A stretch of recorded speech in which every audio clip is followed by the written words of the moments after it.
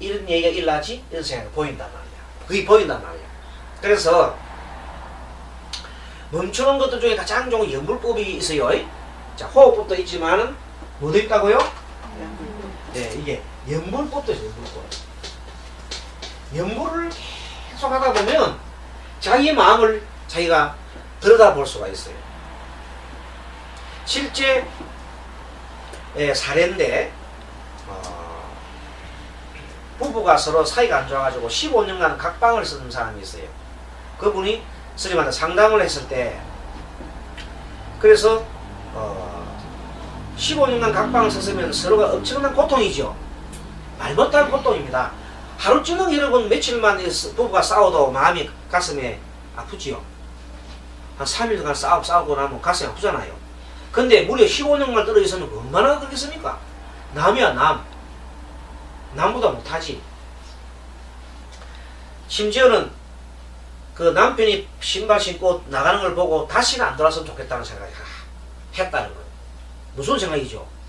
다시는 안 돌아오면 어떻게 되는 겁니까? 그 정도로 무섭게 그 사람 미워하고 했는데 근데 결과적으로 나중에 그 부인 되는 사람이 우울증이 심하고 심지어는 병원 치료를 받아야 됐죠. 정신과 치료를 받을 정도로 심각한 거예요.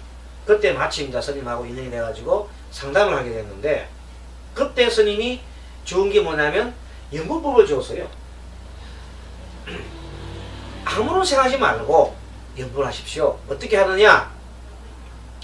매일 저녁에 하루에 6,000번을 하고 매일 아저씨 따로 자니까 아저씨 방을 향해서 108배 절을 해라. 왜 합니까? 지금 두 부부가 사이가 나쁘다 하는 것은 전생에 서로가 아주 악연을 짓기 때문에 금생에서 풀어야 된다. 서로 업이 있기 때문이다. 그래서 사이가 안 좋기 때문에 일단은 먼저 상대를 바꾸려 하지 말고 내가 먼저 바뀌봐라. 상대를 바뀌기는 너무 어렵다. 내가 바뀌봐라. 그러기 위해서는 연불법이 좋다 해서 그때부터 연불법을 하게 됐는 거예요. 그래서 6,000번을 매일 하고 저를 이렇게 하니까 처음에는 스님이 원망스럽기도 하고 왜 해야 되는 내가 잘못한 것도 없는데 왜 참여해야 되는지 정말로 알 수가 없는 노릇인데 그래서 처음 100일을 하고 큰 진전이 없자 다시 100일을 하게 됐어요. 두 번째 100일을 하게 될 때 첫 100일하고 두 번째 100일을 할 때 하루는 남편이 돌아왔는데 벌써 이제 예의 끝에 자기가 어떤 말을 딱 하니까 순간적으로 남편이 인상을 팍 쓰면서 화를 팍 내는 걸 봐한 거예요. 그 전까지는 남편이 화내자마자 자기 바로 화내 버렸죠. 생각할 일이 이렇게 없잖아. 멈추는 게 없었잖아. 그래 안 그래요? 바로 남편이 막 하자마자 막 지도 모르는 사이 막 같이 막 팍 싸우고 말하는 거야. 그렇게 살아왔는데 이 연구를 하다 보니까 한 템포 자기를 멈춰졌어요. 그러다 보니까 자기가 자기를 탁 바라보니까 내가 말투가 이래 하니까 그 말투 때문에 남편이 신앙을 알아요. 지금까지 많은 원인 중에 내 말투가 원인이었는가 봐. 그런데 가만 보니까 이 사람이 말을 함부로 했거든. 그동안에 남편한테 말을 함부로 한 거예요. 그 남편은 그게 싫은 거예요. 그게. 그래서 그것이 원인이 돼가지고 계속 부부 갈등이 있었는데 이제 자기가 그다음부터 말을 조금 부드럽게 조금 약간 좀 다정하게 했더니 남편이 이렇게 올라가다가 눈꼬리 이렇게 내려가는 순간적으로 포착한 거예요. 내 말 때문에 이렇게 했다가 이렇게 되는 거구나. 그는 그다음부터는 말을 이쁘게 하기 시작하니까 남편이 계속 눈이 이렇게 되는 거야. 입은 올라가고 입은 올라가면 좋은 거지요. 입꼬리 올라가고 눈 내려오면 좋잖아요. 그러면 그렇게 이제 차이에 자기도 뭔가 좀 이 기도에서부터 자기 스스로가 자기 알았습니다. 자, 기도를 하다가 보니까 이렇게 마음이 멈춰지는 것을 자기 스스로가 터득한 겁니다. 그러고 난 다음에 이제는 좀 더 적극적으로 어떻게 했냐면 내가 마음을 바꿔야 되겠습니다. 자기가 이제 중간에 딱 서고 애들이 딸의 여기는 머스마 둘이 딱 서가지고 15년간 각방 썼을 때는 아이들이 자기 엄마 편입니다. 그렇게 항상 그 아저씨는 혼자 배토리 누가 오면 방에 들어오면 전부 다 아버지만 들어오면 전부 다 방에 다 숨어버리거든. 아버지 혼자 맨날 외톨잖아요. 외롭잖아요. 근데 하루는 이렇게 해가지고 앞치마 두르고 여기는 애들 서가지고 어서오세요. 이제 아버지 이제 다녀왔습니까? 그랬는 거야. 참 웃으면서. 그랬더니 아버지가 자기 집 아닌 줄 알고 들어왔다가 나가려고 그러는데 뒤꿈치 만지면서. 아니 당연하게 아버지 오면 인사 받아야 되는데 인사해야 될 집안인데 그 집안에는 그래 된 거야. 그런 게 있어요. 그러니까 처음에는 막 자기 집 아닌가 싶어 가서 막 하다가 막 아주 막 개면적하게 왜 이래 뭐 잘못 먹어서 하면서 들어온 거야. 아니 이렇게 기분 좋지. 그 다음 날도 또 그러니까 조금 덜 그렇잖아. 쑥스럽잖아요. 그걸 들어왔다가 자꾸 그러니까 나중에는 자기 미안찮아요. 그러니까 올 때게 심지어 집에 오면 뭐 사들고 오는 법이 없는 사람인데 인정머리가 없는 사람인데 그날은 붕어빵을 양쪽에 들고 막 왔는 거예요. 사가지고 애들 준다고. 그래 그걸 먹으면서 전부 다 맛있다고 고맙다고 하면서 맛있다고 웃음까지 피거든요. 그 이후로부터는 이제 그 보살님이 재미가 나가지고 계속 남편을 기쁘게 하는 있잖아요. 내가 무엇이 잘못인 걸 발견하면서 계속 자기 알아차리면서 자기를 관찰하게 된 거야. 그러면서 순간적으로 자기를 관찰하면서 동시에 아저씨를 관찰하기 시작하는 거야. 자 보세요. 나를 관찰하게 되면 남을 관찰할 수 있습니다. 그러다 보니까 나중에 아저씨가 좋아하는 거 싫어하는 거 다 알게 된 거야. 그전까지에도 그걸 알려고 생각 좀 안 했고 내 기분에 막 화내고 막 살아는 거야. 알겠습니까? 그러다가 드디어 자기를 알아낸 거야. 그러고 난 다음에 한 200일 좀 지나가 12월쯤 됐을 때 스님한테 문자 메시지가 왔어. 스님 감사합니다. 저 오늘 남편하고 같이 추억의 여행 다녀옵니다. 일주일간 그 보고 내가 너무 좋아서 박수가 치었다 아닙니까? 그래서 그 글을 써가지고 우리 그 카페 개운 쓰는 카페 보면 그 치보면 나와요. 그런 것들 이제 스님이 그동안에 아주 지도해가지고 연물법이든 뭐든 간에 수행법을 해서 실질적으로 사람 바꾼 게 많거든요. 그분이 지금 우리 여기 아주 주축 핵심적인 멤버가 됐어요. 일요일마다 되면 나타나시는 분 계세요. 청문님이시거든요. 그러고 뭐 아저씨하고 얼마나 사이가 좋은지 모릅니다. 그 각방 썼던 각방자 해제됐어요. 각방이 합방. 그러니까 그게 간단한 이유단 말이야. 그래서 뭔가 멈춤을 보이는 것들이라는 것이 해민성의 말이 딱 맞는 말이에요.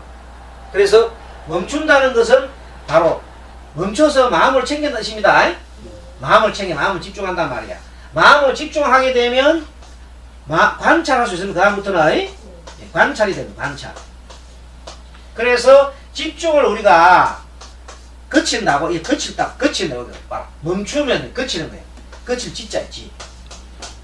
관자는 이 약자로 쓰는 관자예요. 지관수에 볼관자.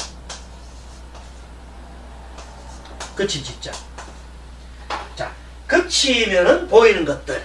되지요? 말 되지요? 거치면 보이는 것들, 멈추면 비로소 보이는 것들. 그거 아닙니까? 이 말을 이렇게 바꿔놓은 거 아닙니까? 예. 좀 더 불교 용어를 이 해민 스님께서 멋지게 글 솜씨가 좋으니까 멈추면 비로소 보이는 것들. 이게 거친 지자의 지관이야. 지관을 그렇게 현대어로 풀어놓으신 거예요. 기가 막히게. 아주 멋진 언어를 표현하신 것입니다. 표현을 잘했죠? 네. 지관이라 하면 딱딱하잖아요. 그걸 현대어로서 멈추면 비로소 보이는 것들. 이렇게. 여러분 이해하시겠죠? 네. 자, 그 정도 하면 이 책이 술술술 넘어갑니다. 자, 이 교재로 넘어가면, 자, 우리는 지금 번뇌 조절, 번뇌 진단 171조, 염처경이라는 경에는, 불교 경전에 염처경이라는 게 생각을 두는 곳입니다. 이 염처경을 다른 말로 다른 것도 있고 산염처경이라는 것도 있어요. 산염처경. 네 가지 마음을 두는 것이 있어요. 자, 느낌. 우리 마음 중에 느낌 있죠? 수상행식 있죠? 느낌, 생각, 영상. 그 다음에 의지작용 있죠? 의지. 예? 그 다음에 종합적으로 종합 관찰이 종합 판단. 이것이 수상행식이잖아. 그죠? 네, 수상행식. 이 네 가지를 마음을 두는 거, 느낌에 대한 관찰, 생각에 대한 관찰, 그리고 의지작용에 대한 관찰, 그리고 종합 판단하는 데에 대한 그런 관찰이 있습니다. 그래서 염초경이라는 경에는 욕망에 대해서 설법을 한 후에 반발심에 대하여 의식을 집중하도록 설하고 있습니다. 욕망에 대해서 설명을 다 하고 난 다음에 반발심에 대해서 의식을 집중하도록 하죠. 반발이 있는 마음이라는 것은 반발에서 화내는 걸 말합니다. 반발 에너지, 화내는 것. 반발이 있는 마음으로 알고 지냅시다. 반발이 없는 마음으로 알고 지냅시다. 여러분 마음에서 화가 있어 없어요? 없지요? 지금 없으면 나는 화가 없다 이렇게 알아차리면 하면 됩니다. 화가 일어나면 나 지금 화 있다 생각하면 됩니다.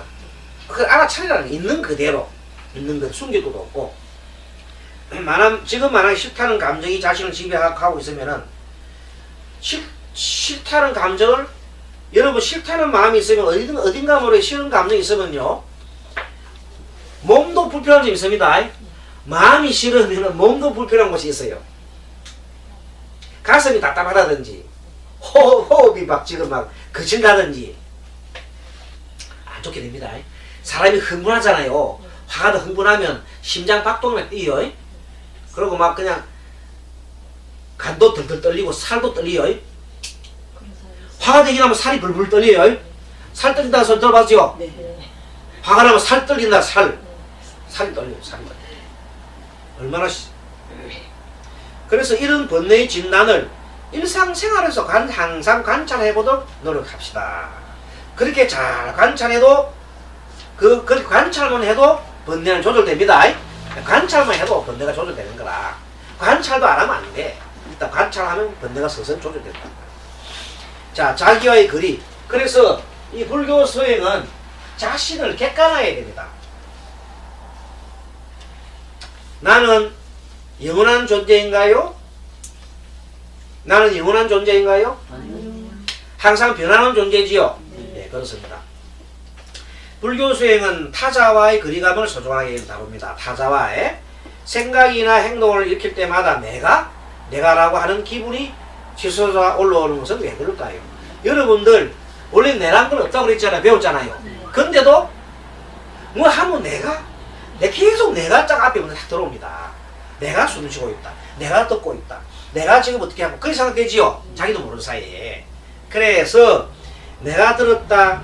우리의 눈, 귀, 코, 혀, 몸, 의식 이 육근에 대한 정보가 들어올 때마다 내가 들었다. 내가 맡았다. 내가 만졌다. 내가 생각했다는 식으로 늘 사고를 하게 되어 있습니다. 그래서 자기는 확실히 여기에 존재한다고 믿으며 자기를 강화하는 믿음을 또 만들어냅니다. 그러나 보인다든가 또는 들린다든가 할 뿐인데 그것도 자기 소유물이 아닙니다. 그렇죠? 귀가 들린다 뿐이지 그거 내 거 아니다 말이야. 들리는 거 현상일 뿐이 현상일 뿐인데도 소리가 팍 지나가잖아요. 소리가 팍 지나갈 때 보면 기분이 별로 안 좋아. 조용할 때 소리 기분 안 좋잖아요. 근데 사실 알고 보면 그 소리의 뿐인데도 자기 스스로 기분 안 좋다고 느끼는 거예요. 내가. 그거는 그래서 삼류타 니까야란 경전이 있어요. 상응부경이라는 경인데 상류타 니까야에는 부처님은 눈, 귀, 코, 혀, 몸, 의식의 육근의 색, 성, 향, 미, 촉법의 육경이 다 우리 배웠지요? 자, 육경이 다 하는 거 배웠지요? 그 상류타 니까야 이게 나온단 말이야. 육경이 닿아서 닿게 되면 자, 쾌락이 있거나 불쾌감이 느끼거나 둘 중에 하나지요? 그렇죠? 예, 쾌락, 즐거움이 있거나 즐거움이 아니거나 이것도 저것도 아닌 그런 거 있어요. 세 가지. 자, 쾌락이 있거나 그 다음에 즐겁지 않거나 아니면 이것도 저것도 아닌 경우가 세 가지가 있어요. 그런데 과거, 미래, 현재의 어떤 수라는 것은 느낌입니다. 어떠한 느낌도 안에 있는 것이든 밖에 있는 것이든 조대라는 것은 거친 거.